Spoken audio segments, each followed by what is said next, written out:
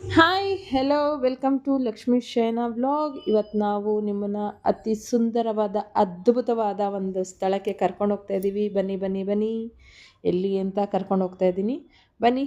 ಹಾಗೆ ಹಾಗೆ ರೋಡಲ್ಲಿ ಹೋಗ್ತಾ ಎಲ್ಲರಿಗೂ ಹೇಳ್ತಾರೆ ಪೊಲೀಸವರು, ಹೆಲ್ಮೆಟ್ ಹಾಕಬೇಕು, ಬಿ ಸಿ ಹೆಲ್ಮೆಟ್ ಹಾಕಬೇಕು ಅಂತ. ಬಟ್ ಇಲ್ಲೇನಾಗಿದೆ ಸ್ವಾಮಿ, ಅವರೇ ಹೆಲ್ಮೆಟ್ ಹಾಕ್ತೀರಾ ಓಡಿಸ್ಕೊಂಡು ಹೋಗ್ತಾ ಇದ್ದಾರೆ ಗಾಡಿನ. ಫೈನಲಿ ರೀಚ್ ಆದ್ವಿ ಆ ರೋಡ್ಗೆ.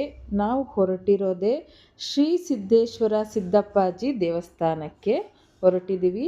ಇದು ಯೂಟ್ಯೂಬ್ನಲ್ಲಿ ಟ್ರೆಂಡಿಂಗ್ ಆಗಿ ಓಡ್ತಾ ಇರೋಂತಹ ಪ್ಲೇಸು, ಕನಕಪುರ ರಸ್ತೆಯಲ್ಲಿರುವಂತಹ ರಾಮನಗರ ಜಿಲ್ಲೆ.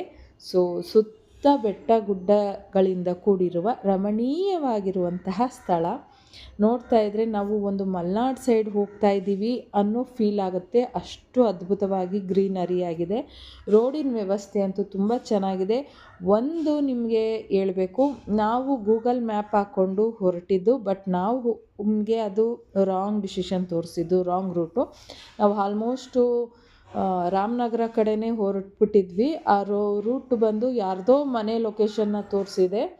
ಸೊ ಮ್ಯಾಪಲ್ಲಿ ಆದಷ್ಟು ನೋಡಿಕೊಂಡು ಆ ಪ್ಲೇಸ್ಗೆ ಹೋಗಿ, ಬಿಕಾಸ್ ಅದು ಇನ್ನೊಂದು ರೂಟ್ ತೋರಿಸುತ್ತೆ. ರಾಮನಗರ ಜಿಲ್ಲೆ ಹತ್ತಿರ ಇರೋವಂತಹ ಒಂದು ಮನೆಯ ಲೊಕೇಶನ್ನ ತೋರಿಸುತ್ತೆ. ಬಟ್ ನಾವು ಅಲ್ಲಿ ಹೋಗಿ ವಾಪಸ್ಸು ರಿಟರ್ನ್ 28 ಕಿಲೋಮೀಟ್ರು ರಿಟರ್ನ್ ಬಂದ್ವಿ.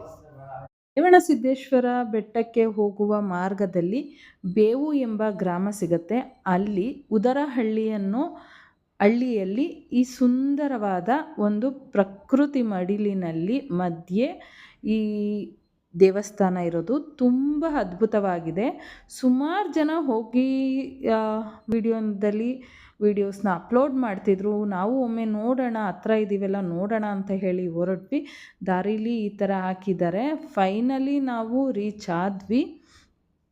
ಸೊ ಈ ಆರ್ಚ್ ಏನು ಕಾಣ್ತಿದೆಯೋ ಅದು ಹೋಗೋದಕ್ಕೆ ದಾರಿ. ಇಲ್ಲಿವರೆಗೂ ರೋಡು ತುಂಬ ಚೆನ್ನಾಗಿದೆ, ತುಂಬ ಅದ್ಭುತವಾಗಿದೆ. ಇಲ್ಲಿಂದ ಈಚೆ ನಾವು ಹಳ್ಳಿಯ ಮಧ್ಯ ರೋಡಲ್ಲಿ ಹೋಗಬೇಕು. ನೋಡ್ತಾ ಇರ್ಬೋದು, ಉದರಹಳ್ಳಿ ಎಂಬ ಗ್ರಾಮಕ್ಕೆ ನಾವು ಹೋಗೋದು. ಇಲ್ಲೆಲ್ಲ ಫುಲ್ಲು ಮಣ್ಣು ರೋಡು, ತಾರ್ ರೋಡ್ ಇಲ್ಲ.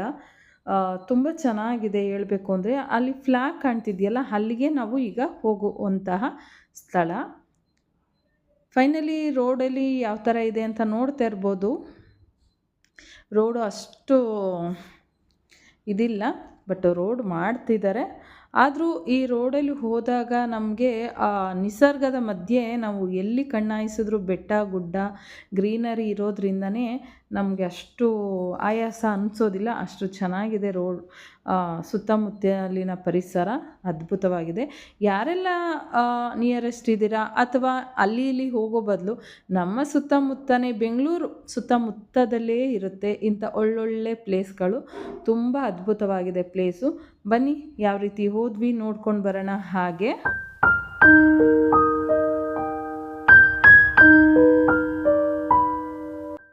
ಇಲ್ಲಿ ಪಾರ್ಕಿಂಗ್ ಫೆಸಿಲಿಟಿನೂ ತುಂಬ ಚೆನ್ನಾಗಿದೆ. ಪಾರ್ಕಿಂಗ್ ಜಾಗದಲ್ಲೇ ಸಹ ಟಾಯ್ಲೆಟ್ ಫೆಸಿಲಿಟಿನೂ ಇದೆ.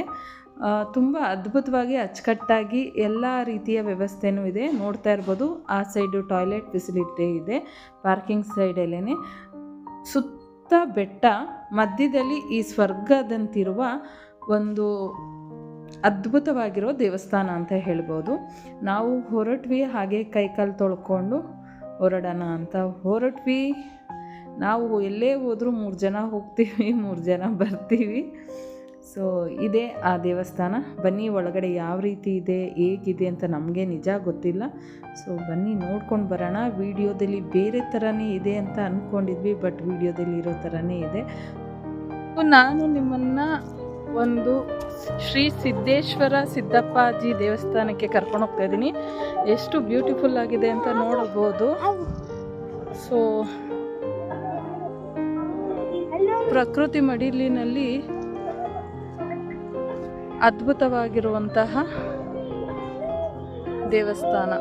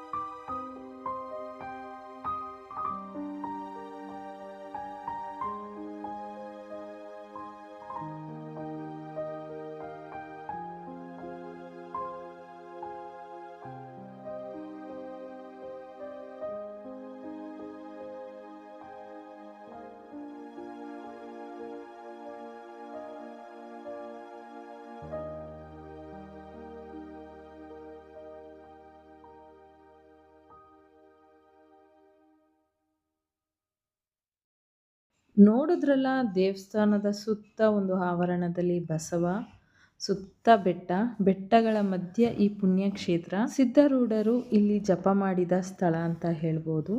ಇಲ್ಲಿನ ಮೂಲ ಸ್ಥಳ ಹಿಂದೆ ಇದೆ ಅಂತ ಅವ್ರು ಹೇಳ್ತಾ ಇದ್ರು. ಹಾಗೆ ನಾವು ಹಿಂದೆ ಹೋದ್ವಿ, ಮೂಲ ಸ್ಥಳ ಹಿಂದೆ ಇದೆ, ಹೋಗಿ ನೋಡಿ ಅಂತ ಅಂದರು. ಸೊ ನೋಡೋಣ ಯಾವ ರೀತಿ ಇದೆ ಅಂತ ಅಂದು ಹೊರಟ್ವಿ. ಅವರು ಹೇಳಿದ್ರು, ಎಷ್ಟು ವರ್ಷ ಆಯಿತು ಈ ದೇವಸ್ಥಾನ ಸ್ಥಾಪನೆ ಆಗಿ ಅಂತ ಕೇಳಿದ್ದಕ್ಕೆ, ಈಗ 11 ಮಂತ್ಸ್ ಆಗಿದೆ ಅಂತ ಅಂದರು. ಇನ್ನೊಂದು ತಿಂಗಳಾದರೆ 1 ವರ್ಷ ಆಗುತ್ತೆ ಅಂತ ಹೇಳಿದ್ದಾರೆ. ರೀಸೆಂಟಾಗಿ ಕನ್ಸ್ಟ್ರಕ್ಷನ್ ಆಗಿರುವಂಥ ದೇವಸ್ಥಾನ. ಈ ಬಂಡೆಯ ಕೆಳಗಡೆ ಮೂಲ ದೇವರಿರೋದು, ಮೂಲ ಸಿದ್ಧಾರೂಢರ ವಿಗ್ರಹ ಇದೆ, ನೋಡ್ತಾ ಇರ್ಬೋದು. ತುಂಬ ಚೆನ್ನಾಗಿ ಇದಿದೆ. ಈ ಬೆಟ್ಟಗಳ ಸೌಂದರ್ಯ ಮಧ್ಯದಲ್ಲಿ ಈ ಅಪರೂಪ ಆಗಿರುವಂತಹ ಶಿವಲಿಂಗಗಳನ್ನ ನೋಡೋದೇ ಒಂದು ಚಂದ, ನಮ್ಮ ಸೌಭಾಗ್ಯ ಅಂತಲೇ ಹೇಳ್ಬೋದು. ಆ ದೇವಸ್ಥಾನದ ಮೇಲೆ ಅಂದರೆ ಮೂಲ ಸ್ಥಳದ ಮೇಲೆ ನೋಡಿ ಬೆಟ್ಟ ಯಾವ ರೀತಿ ಇದೆ ಅಂತ, ಅದನ್ನು ನೀಟಾಗಿ ಅಚ್ಚುಕಟ್ಟಾಗಿ ಅದಕ್ಕೆ ಯಾವುದೇ ರೀತಿ ತೊಂದರೆ ಆಗದೇ ಇದ್ದ ಹಾಗೆ ದೇವಸ್ಥಾನನ ಕಟ್ಟಿದ್ದಾರೆ, ಮೂಲ ಸ್ಥಳಕ್ಕೂ ಸಹ. ಹಾಗೆ ನಾವು ಮೂಲ ದೇವರ ದರ್ಶನ ಮಾಡಿಕೊಂಡು ದೇವರ ಪ್ರಸಾದ ತಗೊಂಡು ಹಾಗೆ ಮತ್ತೆ ಒಂದ್ಸಲಿ ದೇವ್ರ ದರ್ಶನ ಮಾಡ್ಕೊಂಡು ಹೋಗೋಣ ಅಂತ ಹೇಳಿ ಶ್ರೀ ಸಿದ್ದೇಶ್ವರ ಸನ್ನಿಧಿ ಉದರಹಳ್ಳಿ ಈ ಕ್ಷೇತ್ರಕ್ಕೆ ಭೇಟಿ ನೀಡಿ ತುಂಬ ಅಂದರೆ ತುಂಬ ಮನಸ್ಸು ಫೀಲ್ ಆಗುತ್ತೆ, ನೆಮ್ಮದಿ ಅಂತ ಹೇಳ್ಬೋದು. ಅಷ್ಟು ಅಚ್ಚುಕಟ್ಟಾಗಿ ಚೆನ್ನಾಗಿದೆ, ಶಾಂತಿಯುತವಾಗಿದೆ. ಎತ್ತ ನೋಡಿದ್ರೂ ಒಂಥರ ಮನ್ಸಿಗೆ ನೆಮ್ಮದಿ ಅನ್ಬೋದು, ಅಷ್ಟು ಚೆನ್ನಾಗಿದೆ. ನನಗಂತೂ ತುಂಬ ಇಷ್ಟ ಆಯಿತು. ಅಲ್ಲಿಂದ ಬಂದ್ವಿ, ಅಲ್ಲಿ ಲೋಟಸ್ ನೋಡಿ ತುಂಬಾ ಖುಷಿ ಆಯಿತು. ಸೊ ಇಲ್ಲಿನ ವೈಶಿಷ್ಟ್ಯತೆ ಏನು ಅಂದರೆ 108 ಶಿವಲಿಂಗನ ಪ್ರತಿಷ್ಠಾಪನೆ ಮಾಡಿದ್ದಾರೆ. ಮುಂದ್ಗಡೆ ಬಸವನ ಬಾಯಿಂದ ತೀರ್ಥ ನೀರು ಬೀಳ್ತಾ ಇರೋ ಥರ, ಅದ್ರ ಮುಂದ್ಗಡೆ ಈ ರೀತಿ 5 ಸೆಡೆ ಸರ್ಪದ ಶಿವಲಿಂಗನ ಸ್ಥಾಪನೆ ಮಾಡಿದ್ದಾರೆ. ತುಂಬ ಚೆನ್ನಾಗಿದೆ. ಸುತ್ತ ಏನಿದೆಯೋ ಪುಟ್ಟ ಶಿವಲಿಂಗ, 108 ಶಿವಲಿಂಗ ಇದೆ. ಇದಂತೂ ಅಮೇಝಿಂಗ್ ಅಂತಲೇ ಹೇಳ್ಬೋದು. ವಿಡಿಯೋದಲ್ಲಿ ನೋಡೋದಕ್ಕಿಂತ ಡೈರೆಕ್ಟಾಗಿ ನೋಡಿದ್ರೆ ಮನಸ್ಸಿಗೇನೋ ಖುಷಿ ಅಂತಲೇ ಹೇಳ್ಬೋದು, ಅಷ್ಟು ಅದ್ಭುತವಾಗಿದೆ. ಇಲ್ಲಿ ಕಲ್ಯಾಣಿನೂ ಸಹ ಇದೆ.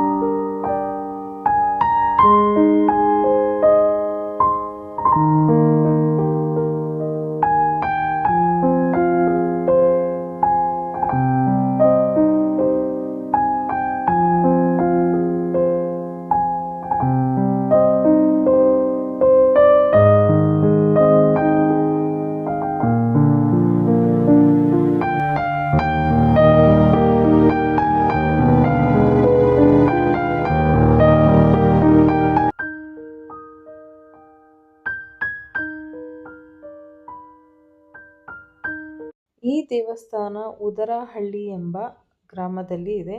ಅತ್ಯದ್ಭುತ ರೋಮಾಂಚನವಾಗಿರುವಂತಹ ಸ್ಥಳ, ಪ್ರೇಕ್ಷಣೀಯ ಸ್ಥಳ ಅಂತಲೇ ಹೇಳ್ಬೋದು. ಈ ವಿಡಿಯೋ ಎಲ್ಲರಿಗೂ ಸಹ ಯೂಸ್ಫುಲ್ ಆಗಿದೆ, ಇಷ್ಟ ಆಗಿದೆ ಅಂತ ಭಾವಿಸ್ತಾ ನಾನು ಈ ವಿಡಿಯೋನ ಎಂಡ್ ಮಾಡ್ತಾಯಿದ್ದೀನಿ. ವಂದನೆಗಳು.